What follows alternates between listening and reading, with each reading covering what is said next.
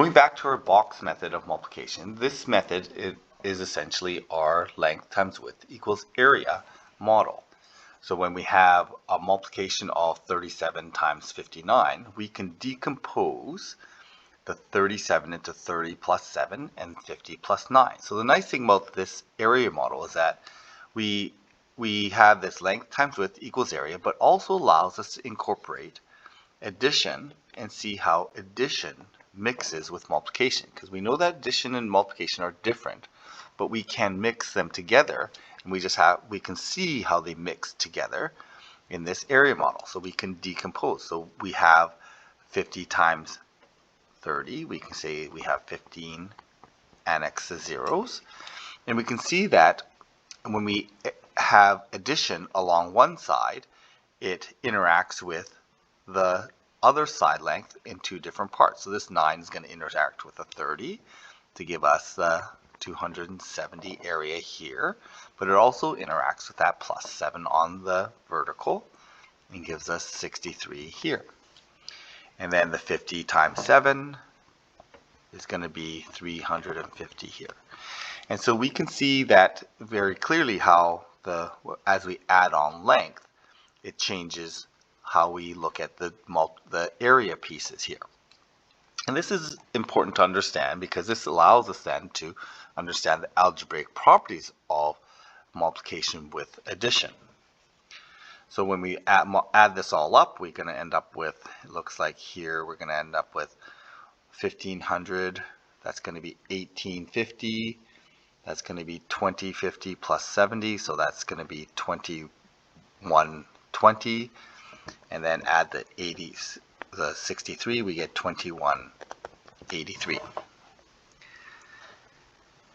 Okay, so one thing to note though is that as we decompose, once we split up the 50 and the plus 9, once we have an addition in here, this 50 and 9 do not represent factors of this entire area.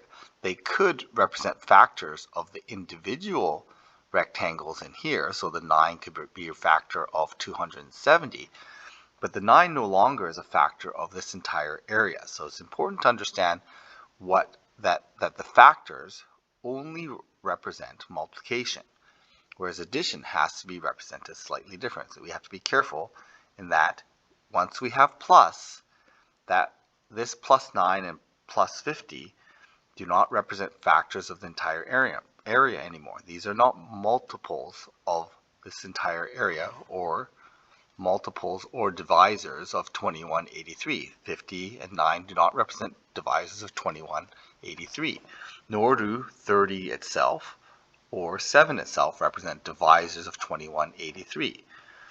Together, if we want the factors of 2183, we have to take the entire side length. So 37 represents a factor of this number here. 50 is not a factor or divisor of 2183, but the whole number 50 plus 9 is a divisor of 2183. And that's important to understand because when we get into algebra, that's something that we're going to really focus on, and something that most people have difficulty with understanding is how the plus and the times interact with each other. And when we look back at our model here, we can see very clearly how they interact with each other. So here we have another one. We'll do 23 times 41. We can decompose one side into 40 plus 1. We can decompose the other side into 20 plus 3. Multiplying this together, we get 800, 120, 20 here, 3 here.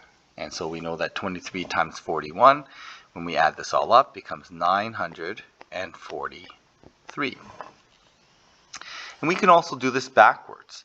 So if we have a total area of 456, and we have part areas, we know that this area has a factor of 30, so the other factor must be 10. And since these are factors, we can just divide to get that result. Same thing here, we have an area of 16, we have a side length of 8, so the other side length must be length of 2. And then we can use multiplication facts to get the rest of this area. should be 60 here, 80 here. When we add this all up, we should add up to 456. So 380, 440, 456. Yeah, that works.